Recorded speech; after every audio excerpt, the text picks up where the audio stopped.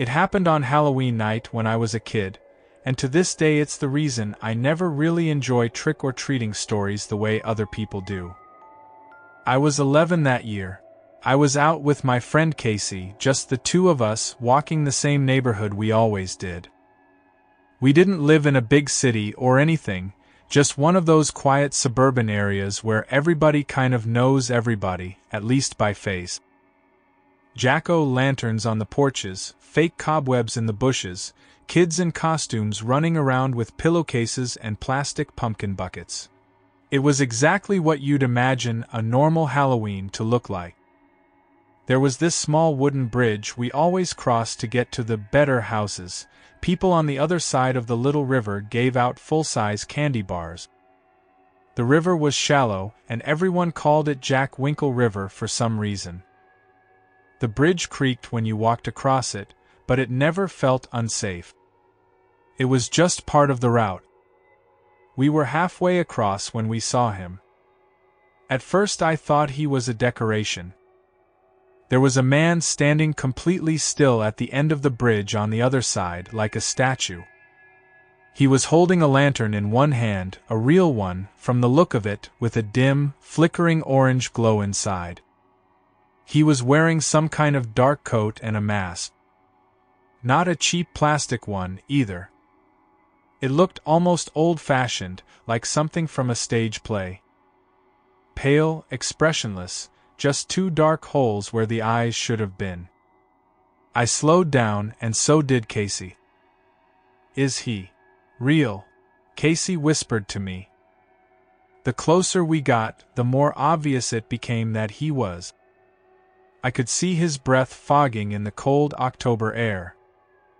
He didn't say anything as we walked past him, just turned his whole upper body slowly like it was one solid piece, so that the blank mask was always facing us.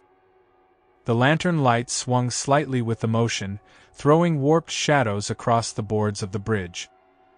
We both tried to laugh it off. "Nice costume," Casey muttered, not quite loud enough for the guy to clearly hear. I think he was hoping the man would say something normal back, like "Happy Halloween," and then it would all just feel like a regular interaction. But he didn't. He just stood there, still as a scarecrow, watching us walk by. We got to the next house, went up to the porch, rang the bell, said the usual trick or treat, and tried to forget about him. For a few minutes, it kind of worked. We hit 3 or 4 houses in a row and were comparing candy. I remember being annoyed that I'd already gotten 2 little bags of pretzels instead of chocolate. Then we saw him again. We were walking down the sidewalk when Casey nudged me hard with his elbow. "Dude," he whispered, "look." There he was, the same lantern, the same coat, the same mask. He was standing completely still beneath a tree across the street, the light from the lantern just barely outlining his shape. He was close enough now that I could see his head tilt ever so slightly when he noticed us looking at him. We hadn't seen him move there. No sound of footsteps, no creak of the bridge behind us. It was like he had just appeared. "Maybe he's just part of a haunted walk thing," I said, trying to convince myself as much as Casey. "Like, someone hired him to creep people out." "Yeah," Casey said, but his voice was tight. "Probably." We tried to ignore him again. More houses, more kids, more parents dragging toddlers in costumes up and down driveways. For a little while, we lost sight of the lantern man. Until the next street. We turned a corner, and there he was again, standing in the middle of a front yard this time, halfway hidden behind a tall plastic gravestone decoration. He was closer than before. Much closer. I could actually see the flicker of the lantern reflected in the black eye holes of his mask. "Okay, that's weird," I said under my breath. Casey said, "Why does he keep ending up in front of us? He was behind us on the bridge." "Maybe he's following some other kids," I said. "Maybe it just looks like he's following us." But when I looked around, the only other people nearby were a younger couple with a stroller, and he definitely wasn't looking at them. He was looking at us. We decided to cross to the other side of the street, skipping a couple of houses and heading toward the more crowded area of the neighborhood. We felt safer around more people. But every time we glanced back, the lantern man was still there, still facing us, still absolutely silent. The fourth time we saw him was when things stopped being just creepy and started feeling dangerous. We had come to this house that really went all out with decorations. Fog machines, glowing skeletons, a fake graveyard, the works. We went up, got our candy, and turned back toward the sidewalk. The lantern man was waiting in the street directly in front of the house. We both froze on the porch. The fog from the machine drifted around his legs, making it look like he was rising out of the ground. He didn't move. The lantern hung from his hand, swinging slightly, casting light up onto that blank, pale mask. "Let's go back," I whispered. We turned around and knocked on the door again, harder this time. When the same woman answered, we started talking over each other, two panicked kids trying to explain that some creepy man in a mask was following us. She stepped out with us onto the porch and looked where we were pointing. He was still there, but as soon as he saw an adult had joined us, he took a step backward into the fog and shadows, then another, and then he turned and walked away down the street. The woman watched him go and frowned. "Stay here for a minute," she said. "If he comes back, I'm calling the police." We stayed on her porch, our candy bags at our feet, hearts pounding. After a couple of minutes, another adult, one of the family's friends, I guess, came out and told us he'd just seen a guy in a mask hiding behind a tree a few houses down, sort of waving at little kids to come over. He shouted at him that he was calling the cops, and the guy took off between two houses. We didn't see the lantern man again that night. My mom came to pick us up instead of letting us walk home, and she was pretty scared when she heard about it. She told us to never go trick-or-treating alone again. I thought I'd forget about it eventually. I didn't. Years later, when I was older, I heard a rumor that a man had been arrested in a nearby town around that time for trying to lure kids into his van on Halloween. They never said if he had a mask or a lantern. I hope it was him. I hope he really was caught. But sometimes when I'm driving at night in late October, and I see someone standing completely still at the side of the road, holding anything in their hand, I get this flashback of that blank mask and that small, flickering light. And for a split second, I'm 11 again, staring back at the man with the lantern. I was 11 the first time I almost got kidnapped. I didn't fully understand that's what was happening until I got older, but now when I look back on it, it's obvious, that's exactly what it was. It was Halloween, same year, same town. This time I wasn't with a big group or with my parents. It was just me and my friend Casey again. We had finished most of the houses near my place and decided to cross Jack Winkle River to hit the nicer part of the neighborhood. That little wooden bridge was kind of like a landmark for us. It was getting late, not midnight late, but late enough that fewer kids were around and the air felt colder. Most porch lights were still on, but a few had already been switched off for the night. Our candy bags were heavy, dragging against our legs. We had just stepped off the bridge on the far side when headlights swept across us from ahead. A black Jeep pulled up and stopped right at the end of the bridge, blocking our way. The sudden brightness from the headlights made me throw a hand up to shield my eyes. There was no other traffic on the road, no other people walking nearby. Just us, the Jeep, and the sound of the river below. The passenger window rolled down with a low, mechanical whine. We couldn't really see the driver's face because of the glare, but we heard his voice. It was rough and raspy, the way someone's voice sounds after years of smoking. "Hey," he called out.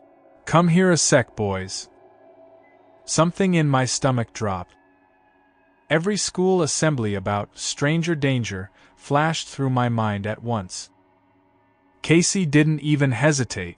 "No, we're good," he shouted back, his voice trying to sound brave and failing. We turned around and started walking back across the bridge, away from the Jeep.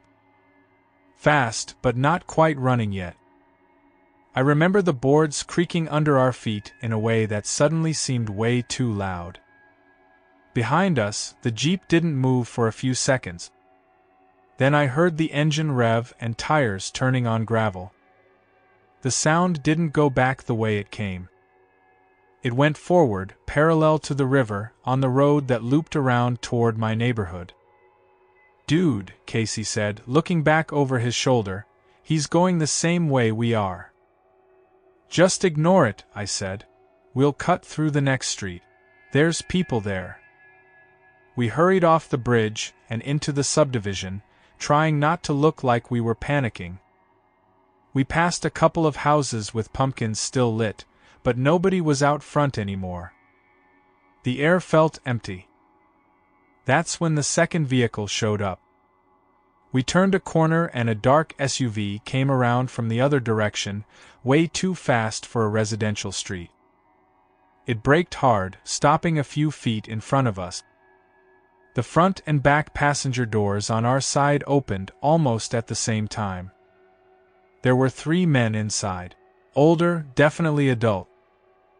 The one in the back had messy gray hair and a mustache, and when he spoke his voice had the same raspy, smoker's sound as the guy in the Jeep. I don't know if it was the same man or just someone like him. I honestly don't know what's worse. "Hey, kids," the man in the back said, trying to sound friendly. "Hop in. We got free bags of candy in here."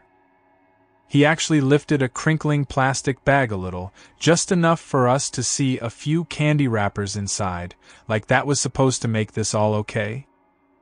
In the corner of my eye, I saw the black Jeep again at the far end of the street, idling with its lights off now. "No," I said immediately. "We're fine. Our house is right there." It wasn't. We were still a couple of blocks away. "Come on," the man said. "It's late. We'll give you a ride home. Lots of candy. You like candy, right?" Casey grabbed my sleeve so hard it hurt. The way his hand was shaking told me everything I needed to know about how scared he was. "We have to go," he whispered, barely moving his lips. We both turned and took off, running down the sidewalk. Behind us, the SUV doors slammed shut. The engine revved. I heard the squeal of tires as it pulled forward, following us down the street. The Jeep turned as well, rolling slowly behind the SUV like some kind of convoy. "Run, run," I kept saying, as if Casey needed the encouragement. Our candy bags were heavy and swinging wildly, slowing us down. We dropped them without even thinking. Chocolate bars and lollipops spilled across the pavement, but we didn't look back. The SUV sped up, then slowed, matching our pace like they were hurting us. At one point it pulled ahead and stopped at the corner, the back doors opening again. The Jeep came up behind us, not quite close enough to hit us but close enough that I could hear the engine right at my back. They were trying to trap us between the two vehicles. We cut through a yard, trampling dead leaves and Halloween decorations. Someone's plastic ghost crumpled under my feet. We jumped a low hedge and sprinted into the next cul-de-sac. I knew this one. My house was just at the end of the next street over. I could almost see its porch light through the gap between 2 houses. The SUV tried to follow but had to go around the block, and the Jeep stalled for a second as if the driver wasn't expecting us to cut through. That hesitation was the only reason we got the head start we did. We ran harder than I'd ever run in my life. My chest burned. My legs felt like they were going to give out. I remember thinking, if I fall, they're going to grab me before I can get up. We turned the last corner, and there it was, my house. The porch light was on. I could see the front window where the TV was playing inside. It looked so normal and safe that it almost didn't feel real. We scrambled up the steps and slammed into the front door, ringing the doorbell over and over and over. I could barely breathe, but I could hear engines behind us again, getting closer. Just as I turned to look back, I saw the Jeep slow down halfway up the street. The SUV rounded the far corner a second later, its headlights sweeping across our house. My mom opened the door while we were still jamming our fingers into the doorbell. She saw our faces, red, sweating, crying, and pulled us inside immediately. "What happened?" she kept asking, but we were talking over each other, voices shaking, trying to explain about the Jeep, the SUV, the men, the candy, the way they tried to cut us off. She shut and locked the door, then went to the window just in time to see both vehicles turning at the end of the street. She didn't hesitate. She grabbed the phone and called the police. They actually came pretty fast, quicker than I expected. We gave them descriptions. Black Jeep, dark SUV, older men, raspy voices, gray hair, mustache, offering candy and ride. They wrote everything down and drove off to search the neighborhood. I figured that would be the end of it. A scary story that we'd never get closure on. But maybe an hour later, my dad woke us up and told us to come to the front window. There was a police car parked a few houses down. Its lights were flashing red and blue. In front of it were two other vehicles that they'd pulled over, a dark SUV and a black Jeep. 3 men were in handcuffs on the curb. I don't know what exactly happened to them after that. I don't know how many kids they tried this with before us, or how many they might have actually taken. The cops never told us more than, "You boys did the right thing by running." All I know is that our Halloween that year went from the worst night of my childhood to the night I realized how close we came to never making it home at all. I haven't trick-or-treated since. The last story happened a few years later, and it didn't involve being outside at all. It happened inside our own house, the one my family moved into on Halloween night. We had just moved to Mississauga, Ontario, to an area called Winston Churchill. The house was bigger than anything we'd lived in before, 2 stories, a basement, a long hallway upstairs, lots of doors and corners. I remember being excited at first. New room, new neighborhood, new start. It was late when we finished bringing boxes in. Somewhere around 11. Trick-or-treaters were long gone. Our porch light was off. My parents, my 4 sisters, my brother and I were all tired, dusty, and not really in the mood for anything except getting to bed.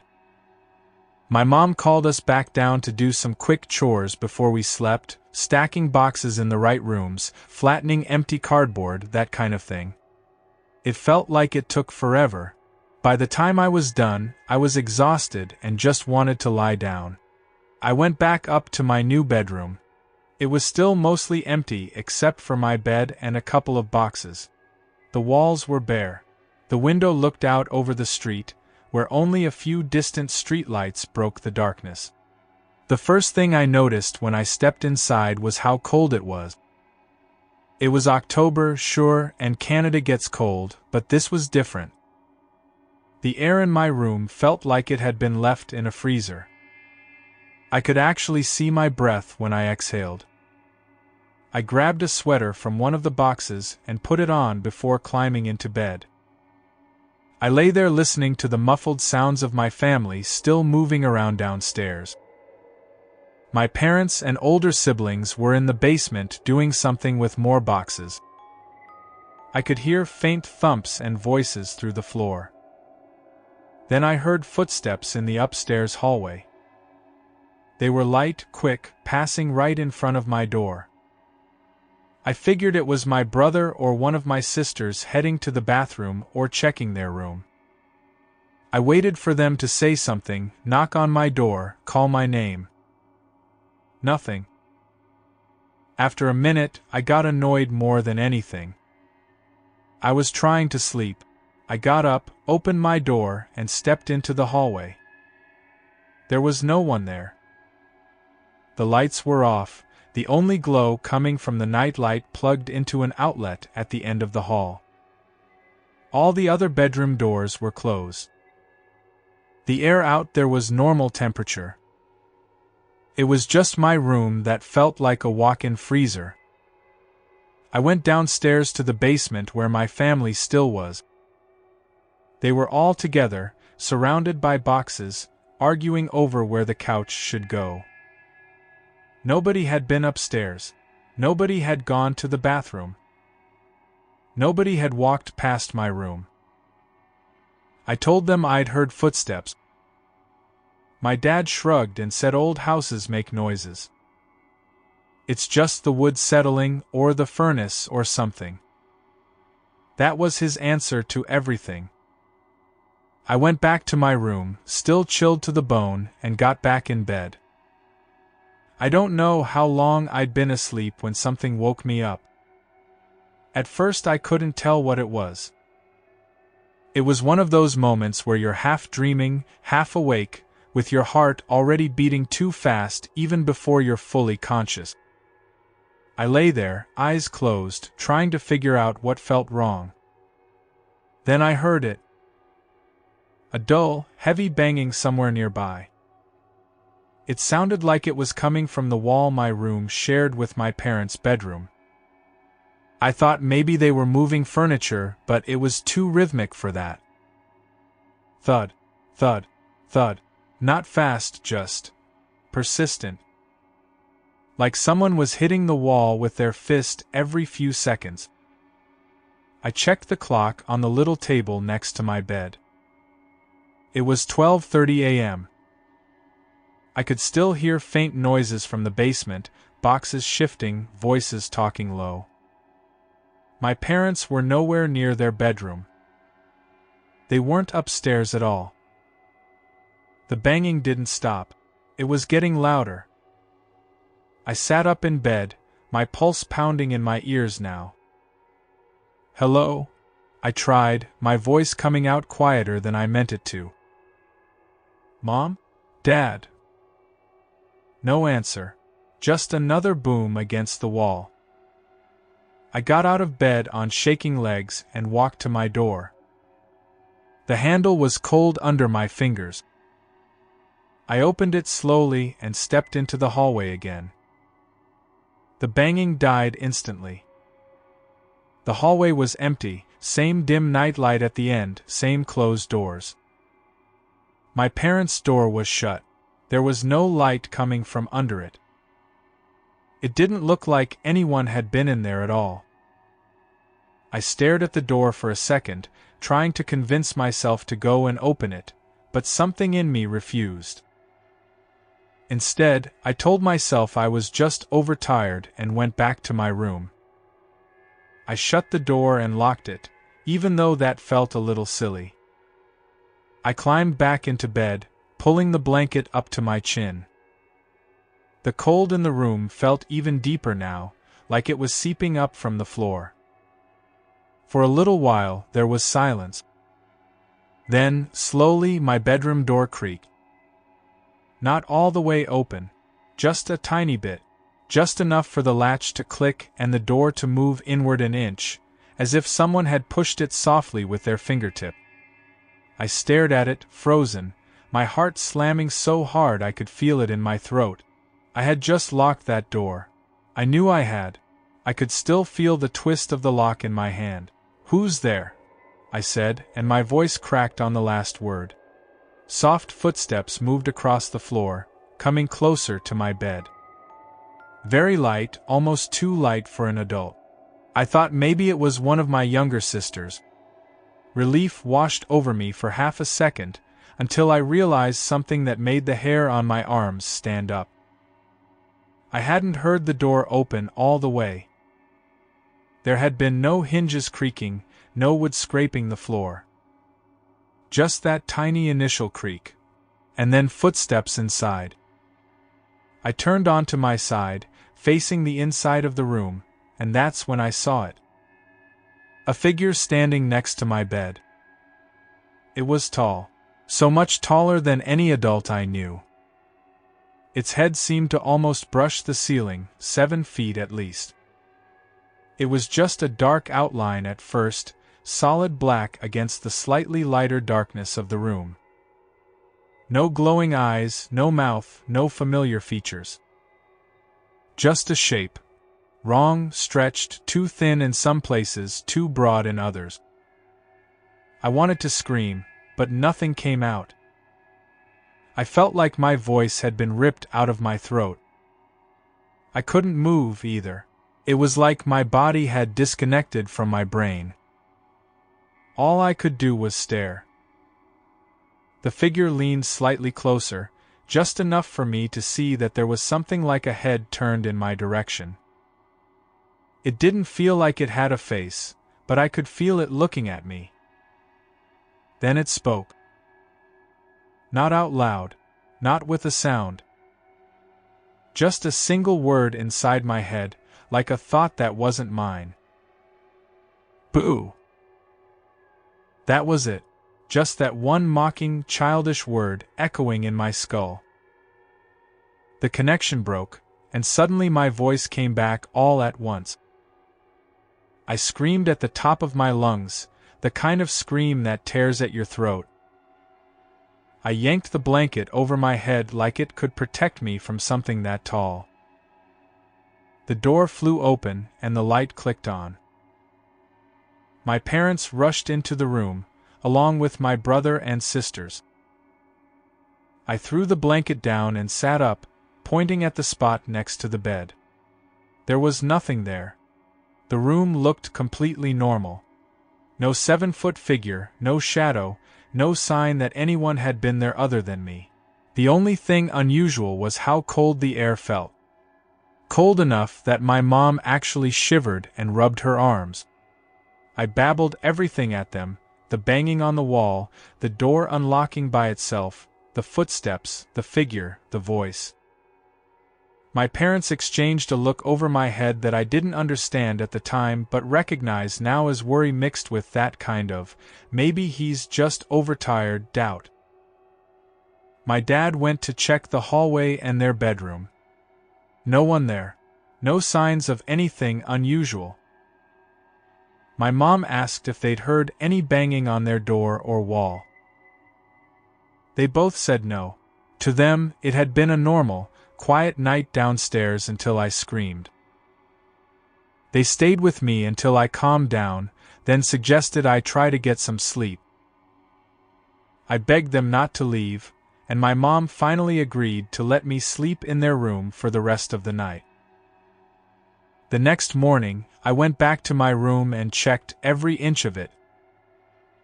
The closet, under the bed, behind the boxes. That's when I noticed something small, but it made my stomach drop. On the inside of my bedroom door, right near where the lock was, there were faint scratch marks. Not like from moving furniture or anything.